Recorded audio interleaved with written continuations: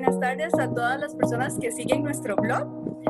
Hoy tenemos a una invitada muy especial, una colega y además muy buena amiga, la máster Jerusalén Jerez. Hola Jeru, ¿cómo estás? Bienvenida. Hola Carla, muchas gracias por esta invitación tan linda. Más bien gracias a vos por aceptar nuestra invitación. Les comento a todos los que nos están escuchando que hoy conversaremos un poquito sobre lo que es comunicación no lingüística y sobre los sistemas aumentativos y alternativos de la comunicación. Bueno, Jeru, como para introducir el tema, en pocas palabras, ¿cómo podrías definirnos la comunicación no lingüística? Básicamente vienen siendo estos códigos que no requieren, no necesitan de un idioma, también son muy útiles, sobre todo en la labor docente, y básicamente sirven para transmitir mensajes. Eh, ¿Qué ejemplos podrías mencionar de comunicación o de más bien de lenguaje presimbólico o prelingüístico que nosotros como docentes podemos observar en los estudiantes de preescolar? Ok, hay intención comunicativa en muchos casos. Por ejemplo, un niño que no ha desarrollado su vocabulario o que está en ese proceso, normalmente señala las cosas o si no jala de la camisa o de la ropa para llevarlo donde está el objeto. También ruidos, ya sea vocálicos o guturales. Este tipo de acciones nos dicen que el niño tiene una intención comunicativa, que él necesita algo o que quiere algo, pero como no hay un lenguaje estructurado, entonces el niño, esta es la manera en que ellos se comunican. Exacto, gracias. Bueno, y en cuanto a, no sé si has escuchado hablar sobre las formas estáticas y las formas dinámicas de comunicación. La estática lo vamos a retribuir básicamente a las imágenes, todo aquello que es, valga la redundancia, estático, ¿verdad? De pictogramas, fotografías, carteles, ¿verdad? Toda esta simbología que nos transmite un mensaje. Y en cambio la dinámica, la misma palabra nos lo dice, ¿verdad? Que hay dinamismo, por ejemplo, los gestos, el lenguaje oral, que tiene muchas figuras, ¿verdad? Que normalmente hay que saber decodificarlas. Es mucho más dinámico, es mucho más complejo que el estático. Y en tu experiencia como docente, ¿te ha, ¿te ha tocado algún estudiante que haya utilizado sistemas aumentativos o alternativos de comunicación? Sí, he tenido varios chicos con autismo, con parálisis cerebral. Tuve una chica con microcefalia y he tenido otro chico con hidrocefalia y otro chico con síndrome de Noonan. Entonces, estos chicos normalmente necesitan este tipo de apoyos, ¿verdad? Porque como la palabra lo dice, son sistemas aumentativos del lenguaje, de la comunicación. Normalmente ellos, bueno, en su mayoría, dependiendo de la discapacidad y el nivel en el que se encuentre, por ejemplo, si estamos hablando de una persona, eh, por ejemplo, una persona con autismo eh, que no va a lograr desarrollar un lenguaje oral o no lo va a lograr verbalizar, entonces podemos utilizar este tipo de apoyos, ¿verdad? Por ejemplo, los libros de comunicación, las tablas comunicativas, eh, o también podemos irnos a otro ejemplo. Un chico que está desarrollando su lenguaje y que ya cruzó esa brecha o ya cruzó ese límite de lo normal. Y sinceramente no me gusta utilizar esta palabra normal, ¿verdad? Porque nadie es normal, pero quiero colocarlo en esas palabras para que me comprendan. Eh, por ejemplo, si un niño cruza los 6 años y no hay un lenguaje claro, no hay un lenguaje estructurado, no hay lógica en su discurso oral, entonces vamos a hablar que este niño necesita ese apoyo. ¿verdad? Entonces necesitamos aumentar ese lenguaje por medio de los pictogramas y hay muchas actividades, muchos sistemas para aumentar este lenguaje. Me gustaron mucho estos ejemplos tan concretos, tan específicos, ¿verdad? Porque realmente cada día más los docentes de preescolar nos topamos con estos casos en nuestras clases, ¿verdad? Ya no es un asunto solo de educación especial, sino es nuestro asunto también. ¿Cuáles considerarías vos que son las acciones a ofrecerle o quizás recomendaciones a ofrecerle tanto a la persona que requiere estos sistemas de comunicación como a su familia o incluso a las mismas docentes que estarán en contacto con el estudiante o el individuo que tenga necesidad de utilizar o que se vea beneficiado con el uso de estos sistemas de comunicación? Okay. Quizás en este caso solamente me podría dirigir a, a 3 autores, que serían los padres de familia o la familia, los profesores o las personas que trabajan con el niño y con la institución. Porque el estudiante como tal, el niño como tal, sabemos que cuando vamos a utilizar este tipo de apoyos es porque es un niño que requiere de nuestra asistencia.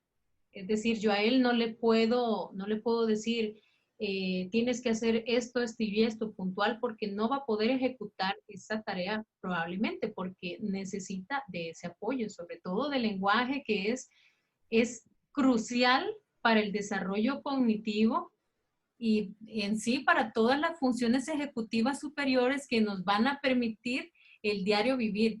Entonces, definitivamente no puedo yo darle una recomendación a este niño más que quizás decirle que sea organizado, por ejemplo, con su material, o darle ese apoyo verbal y kinestésico para que vaya adquiriendo estas habilidades comunicativas. Pero me dirigiría más a su familia, a los padres de familia o al maestro, que son las personas con las que más se relaciona el chico.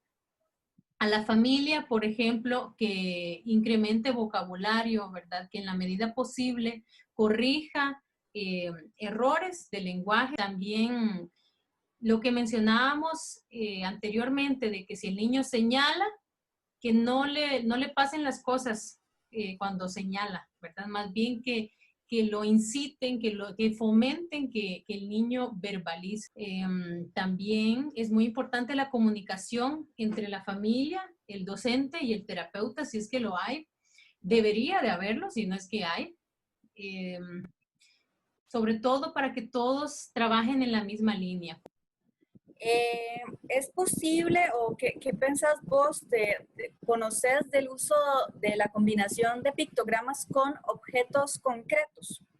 Me parece excelente. De hecho, esa es una de las formas de aproximar el vocabulario al chico, porque como mencionaba antes, de lo concreto a lo abstracto, no podemos entrar directamente, que el niño me comprenda, por ejemplo, yo quiero sin antes introducirle por medio de ensayos, ¿verdad? Por ejemplo, yo tengo el pictograma de manzana. Entonces, este dibujo va a representar una manzana, ¿verdad? Pero si yo se lo doy al niño sin antes haber ensayado, sin antes haber introducido ese vocabulario, el niño no va a comprender que yo le estoy pidiendo una manzana. En cambio, si yo hago ensayos con el objeto concreto y con el pictograma, entonces el chico después va a comprender que cada vez que yo le enseñe ese pictograma es porque yo quiero una manzana o porque algo está pasando con la manzana, ¿verdad? Y en cuanto a calendario gráfico o agenda gráfica, ¿qué sabes al respecto? Bueno, yo lo conozco como la agenda visual. Entonces, básicamente consiste en eso, hacer una agenda de manera visual por medio de pictogramas. Sirve mucho colocar las fotos.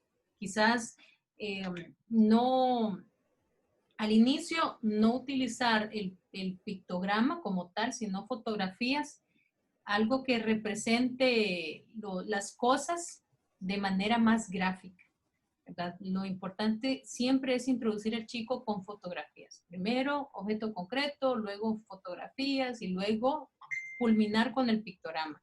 Ya cuando utilizamos el pictograma es cuando el niño ya ha interiorizado ese acto o esa rutina del pictograma. ¿verdad? Entonces, eso es muy importante mencionarlo.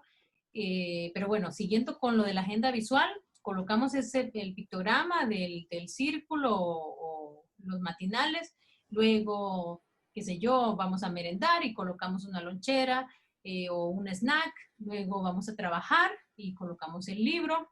Entre más desmenuzada sea la actividad para el niño, va a ser mejor. ¿Y qué sabes con respecto a los PECs o los sistemas de comunicación de intercambio de imágenes? Ajá. Este sistema está basado en los análisis de Skinner, precisamente de esto cognitivo-conductual, ¿verdad? Que el niño vaya relacionando o que haga el análisis de que ese objeto tiene una representación gráfica. Podemos colocar, por ejemplo, una galleta. Ok, yo quiero una galleta. Entonces al niño se le provoca, al inicio se le provoca, por decirlo así, colocando la galleta en la mesa. Entonces cuando el niño va a agarrarlo, nosotros quitamos el estímulo y le presentamos el pictograma, ¿verdad? Ah, quiero una galleta. Entonces le das el pictograma y le das la galleta.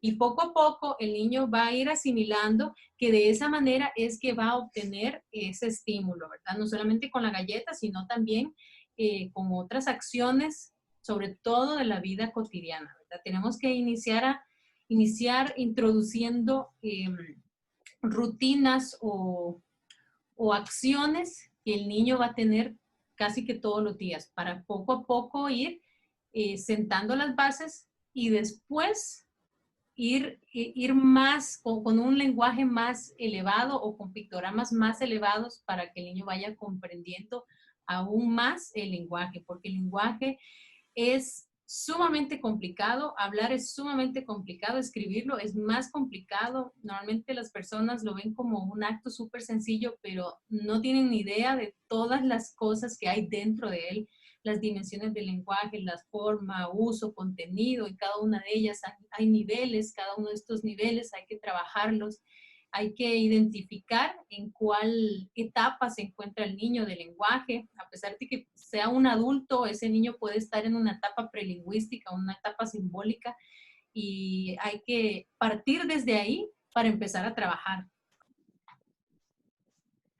Bueno, y como para ir terminando un poquito esa parte, ya habías mencionado las tablas de comunicación, pero sé que algunas de las personas que nos escuchan no están familiarizados con las tablas de comunicación. ¿Cómo lo podrías resumir? Básicamente consiste en categorizar el vocabulario del niño, ¿verdad? Obviamente no vamos a meter todos los dibujos de todo el lenguaje porque entonces sería un megalibro que jamás lo terminaríamos, sino básicamente es iniciando las acciones que más hace el niño. Ok, ustedes tienen su tabla. Entonces, tienen las categorías. A veces son como portafolios que así nos presentan o como una tabla como tal. Y abajo hay como una especie de velcro. Ese se puede arrancar. El niño va formando las oraciones, por ejemplo, el pictograma de yo quiero, y agarra el pictograma yo quiero, manzana, y agarra el pictograma de manzana, arranca el velcro o la tira y se la da a la persona, ¿verdad? Obviamente para que el niño llegue a esta etapa, hay que hacer ensayos. Perfecto, tal vez ya ahora sí nos queda un poco más claro el concepto. Bueno, Jerusalén, muchísimas gracias. Ha sido todo un placer conversar esta tarde con vos. Espero que para nuestros oyentes haya sido de muchísima ayuda. Espero que todo les haya servido. Bueno, muchísimas gracias. Nos vemos en la próxima entrevista con profesionales en educación.